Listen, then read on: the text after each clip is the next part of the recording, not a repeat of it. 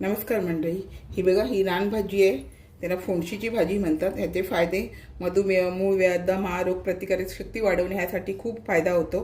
तर मी ज्या पद्धतीत दाखवलेली आहे त्या पद्धतीत व्हिडिओ स्किप न करता पूर्ण पहा. तरच आपण ही आता रेसिपी पाहायला घेऊया. नमस्कार मंडळी, आम्ही मालवणी या चॅनलवर मनापासून स्वागत आहे.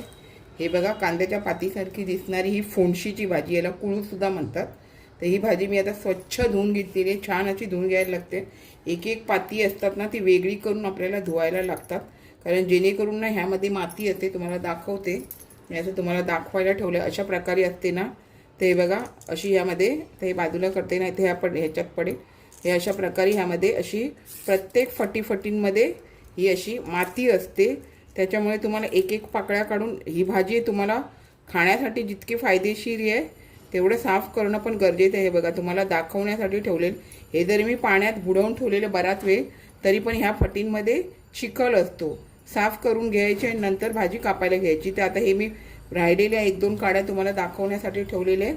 तर ह्या मी साफ करून घेते आणि मग आपल्याला कापायचं दाखवते. हे बघा, आपण आता ते होते तेवढे पण आधी तर धुतलेले होते. बाकीचे पण तुम्हाला दाखवायला ठेवलेले, कसा एक एक दाणा व्यवस्थित साफ करायला लागतो. आणि आता साफ करून झाल्यावर कसं कापायचं, तुम्हाला सफेद घ्यायचं असेल तर घेऊ शकता व्यवस्थित साफ केल्याच्या नंतर. पण थोडासा भाग आहे ना, असं कट करून नाही घेतला तरी चालेल. आणि बाकी तर तुम्हाला भाजी करण्यासाठी घ्यायचं. अगदी एक नंबर चवीसारखं लागतं मंडळी. आणि काय माहिती, आरोग्यासाठी गुणकारी असतात अशा रानभाज्या. तर तुम्ही आवर्जून, तुम्हाला जर त्या मावशा अशा वेगवेगळ्या प्रकारच्या रानभाज्या असतात त्या मिळतात, तुम्ही घेऊन खाल्लात ना तरी चालेल. जेणेकरून काय माहिती आहे, मधुमेह, मूळव्याध आणि दम्यासारख्या ज्या रोगांवरती आहे ना, ह्या अशा भाज्या उपयोगी पडतात. आणि ही भाजी त्यासाठी खूप फायदेशीर आहे आणि खूप चविष्ट होते. तुम्ही जर चांगल्या पद्धतीत बनवणार ना तर एकदम चविष्ट भाजी होते. काही रानभाज्या खराब नसतात, पण बघून आपल्या बाजारात मिळतात ना, त्या बघूनच घ्यायच्या. आणि बाजारात विकणाऱ्या भाज्या आहेत ना, रानभाज्या, त्या मावशी लोक व्यवस्थित बरोबर घेऊन येतात. आता अशा पद्धतीमध्ये मंडळी आहे ना, हे सफेद भाग काढून, थोडासा सफेद भाग काढून टाकायचा. बाकीचं जसं कांद्याची पात आपण कापतो ना, तशाच प्रकारे आहे. बघा, दिसताना पण तुम्हाला हे कांद्याच्या पातीसारखं दिसतं. आता ही मी सर्व अशा प्रकारे कापून घेते आणि मग आपण भाजी करायला घेऊया. व्हिडिओ स्किप न करता पूर्ण पहा. बघा मंडळी, छान अशी आपण भाजी कापून घेतली. बघा, दिसताना तुम्हाला भरपूर दिसते, पण आळूनही थराचीच होते. त्यासाठी आपल्याला ह्यामध्ये मूग डाळ भिजून ठेवलेली आहे, ती पण घालायची आहे. कांद्याचा, लसणीचा, मिरचीचा वापर करायचा आहे. तुम्हाला जर मसाल्यातली जर करायची झाली ती पण तुम्ही करू शकता. बाकीच्या इतर जिन्नस पण मी घालणार आहेत. मीठ, हळद वगैरे सगळं आपल्याला वापरावं लागतं. तर व्हिडिओ बघता म्हणजे करता तुम्ही बघून घ्या आणि व्हिडिओ स्किप न करता पूर्ण पहा. चला, तर आपण आता ही फोंडशीची भाजी करायला घेऊया. हे बघा, आपलं तेल छान गरम झालेलं आहे. 1 पळी तेल घालून घेतलेलं आहे आणि अर्धा चमचा जिरं घालून घ्यायचं. छान अशी चव येते भाजीला. हे बघा, आता जिरं पण चांगलं भाजलं गेलेलं आहे. आणि हिरव्या मिरचीची जरी आपण भाजी करत असलो तरी पण मंडळी, तुम्ही काय करा माहिती आहे, ह्यामध्ये तुम्हाला लसूण थोडासा चेचून घालायचा. मी जवळजवळ 5-6 पाकळ्या अधिक लसूण घेतलेले आहेत, म्हणजे 7-8 पाकळ्या लसूणचे. थोडा लसूण भाजू द्यायचा. हे बघा, लसूण थोडासा भाजत आला की आपल्याला ह्यामध्ये ह्या 7-8 मिरच्या घेतलेल्या आहेत. छान अशी चव येते तेव्हा एवढ्या मिरच्या बस होऊन जातात. तुम्हाला अधिक तिखट हवं असेल तर तुम्ही अजून घेतलात तरी चालेल. आणि मिरच्या घातल्याच्या नंतर कट करून घेतल्या तरी पण त्या मिरच्या उडू शकतात.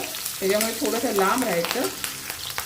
हे बघा, जशा आपल्या ह्या मिरच्या होत आल्या तसं आपल्याला हे मी 3 असे मीडियम साईजचे कांदे असतात ना, ते बारीक करून घेतले. चॉपरमधूनच बारीक केले, जेणेकरून जास्त बारीक होऊन व्यवस्थित होता. आता आपल्याला हा कांदा थोडा नरम होऊ द्यायचा आहे, लाल नाही, नरम होऊ द्यायचा आहे फक्त. आणि नरम झाल्याच्या नंतरच आपल्याला बाकीच्या भाज्या, आपल्याला ती फोंडशीची भाजी कापून घेतलेली आहे, मूग डाळ, मीठ, हळद वगैरे नंतर वापरायचे. तर आता हे मी व्यवस्थित अशी परतून छान असं आपल्याला नरम होऊ देऊया.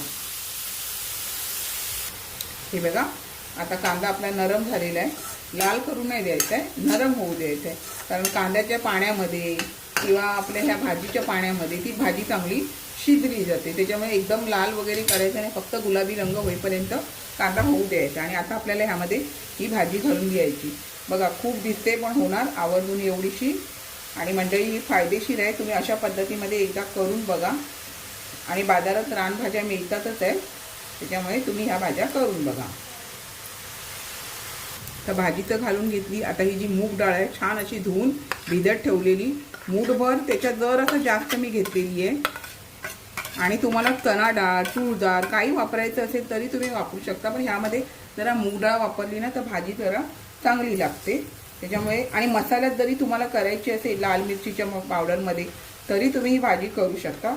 वेगवेगळ्या पद्धतीमध्ये केली जाते. तर आता ही मी व्यवस्थित अशी वर खाली करून घेते, जेणेकरून मूग डाळ वगैरे पण चांगली त्यामध्ये शिजली जाते. आणि मंडळी मी ह्यावरती झाकण वगैरे काही ठेवत नाही, फक्त स्लो आणि फास्टच्या मध्ये ही भाजी शिजवून घेते, व्यवस्थित शिजली जाते. तुम्हाला जर झाकण वगैरे ठेवायचं असेल तर तरी तुम्ही ठेवू शकता. आधी चांगली हे करून घेतल्याच्या नंतर ह्यामध्ये हळद आणि मीठ घालून घेते हाताबरोबर, म्हणजे चवीपुरतं मीठ घालून घ्यायचं. हे बघा अगदी थोडीशी हळद घालते, आणि हळद नाही घातली तरी चालून जाते, पण अगदी थोडीशी घालायची. हे बघा मीठ पण अगदी थोडंसं घालायचं नाही, किंवा तुम्ही नंतर भाजी आळून झाल्यावर घातलात तरी चालेल, पण हे कसं मूग डाळीला वगैरे चांगलं मीठ लागलं गेलं पाहिजे, म्हणून मी हळद आणि मीठ आता थोडंसं परतून घेतल्याच्या नंतरच मी घालायला घेते. बघा भाजी आळायला सुरुवात झालेली आहे. तर आता आपण छान असं मीठ आणि हळद व्यवस्थित असं एकजीव करून घेऊया ह्यामध्ये. हे बघा मंडळी आता अशी आपली भाजी बऱ्यापैकी होत आलेली आहे, आणि मध्ये परतून ती भाजी तुम्ही शिजवून घ्यायची, जेणेकरून व्यवस्थित अशी शिजली जाते. मूग डाळ तर छान अशी शिजली गेलेली आहे. तुम्ही त्यावरती झाकण ठेवलं नाही ना तर छान असा कलर होऊन जातो, आणि छान अशी मूग डाळ शिजून जाते. आणि अजून ती थोडीशी अजून शिजणार ह्यामध्ये, कारण आपल्याला आता ह्यामध्ये खोबऱ्याचा वापर करायचा आहे, आणि खोबऱ्याचा वापर केला तर अजून भाजीला चांगला असा स्वाद येतो, मस्तपैकी भाजी लागते. अशा पद्धतीत एकदा करून बघा. लसूण कांदा वगैरे वापरून. आणि रानभाज्या तुम्ही म्हणाल काय रानभाज्या खायच्या कशा लागतील, पण नाही मंडळी, रानभाज्या जितक्या आरोग्यासाठी फायदेशीर आहेत तितक्या खायला चविष्ट लागतात. तोंडाला तुमच्या बरं नसेल तर चव पण येते, आणि तुम्हाला त्या भाज्या खायसारखी इच्छा होते. तर अशा पद्धतीमध्ये तुम्ही नक्की करा. आता मी ह्यामध्ये ओल्या नारळाचा कीस घालून घेते. तर हे बघा मूठभर जायसारखं ओल्या नारळाचं खोबरं घेतलेलं आहे.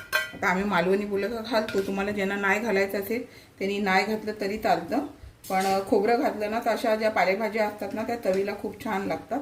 तर तुम्ही जर तुमच्याकडे नारळ वगैरे मिळत असतील तर तुम्ही खोबऱ्याचा वापर जरूर करा. रानभाज्या असतात ना हिरव्यावाल्या त्यामध्ये. तर आता आणि शेंगदाण्याचं कूट जे वापरत असतील त्यांनी शेंगदाण्याचा कूट वापरला तरी चालेल. आता आपल्याला व्यवस्थित खोबरं वगैरेला पण मीठ वगैरे चांगलं लागलं गेलं पाहिजे. बघा मी किंचित हळद वापरलेली, त्याच्यामुळे छान असा कलर आलेला आहे. ह्याच्यामध्ये जास्त हळदीचा करायचा नाही, म्हणून मी थोडीशी वरून हळद वापरलेली आहे. आणि तुम्हाला मसाल्यात करायचं असेल तरी पण तुम्ही मसाल्यात करा, पण एकदा हिरवी मिरचीचा वापर करून तुम्ही करा. आता थोडा वेळ फक्त खोबरं घातल्यावर होऊ द्यायची आहे, आणि मगच गॅस बंद करायचं आहे. हे बघा मंडळी छान अशी आपली आता ही फोडणीची भाजी झालेली आहे, आणि एक नंबर भाजी होते. असं नाही आहे की चॅनल आहे म्हणून बाई सांगते काही सांगते, तर नाही आहे. एक नंबर भाजी होते, आरोग्यासाठी फायदेशीर आहे. तुम्हाला जर बाजारात रानभाज्या मिळत असतील वेगवेगळ्या प्रकारच्या तर तुम्ही करून खाऊ शकता. आणि फोडणीची भाजी जर मिळाली तर ह्या पद्धतीमध्ये नक्की करून तुम्ही खा, आणि खूप चांगलं आहे. आणि चांगल्या पद्धतीत मी तुम्हाला सांगितलेलं आहे, उगाच सांगायचं म्हणून सांगत नाही आहे, चॅनल आहे म्हणून. तर त्याच्यामुळे तुम्ही अशा पद्धतीत नक्की करा. तर मस्त अशी भाजी झालेली आहे. मी आता गॅस बंद करून घेते. आपण पण अशा पद्धतीत नक्की करा. यामध्ये मी काय कोथिंबीरचा वापर वगैरे करत नाही. अशीच भाजी ही खूप छान लागते. ह्या पद्धतीत मी ज्या पद्धतीत केली आहे त्या पद्धतीत आपण पण मंडळी मिळाली तर नक्की करा. हे बघा मंडळी पावसाळ्यात ज्या मिळणाऱ्या रानभाज्या त्यातली मी तुम्हाला फोडणीची भाजी करून दाखवलेली आहे.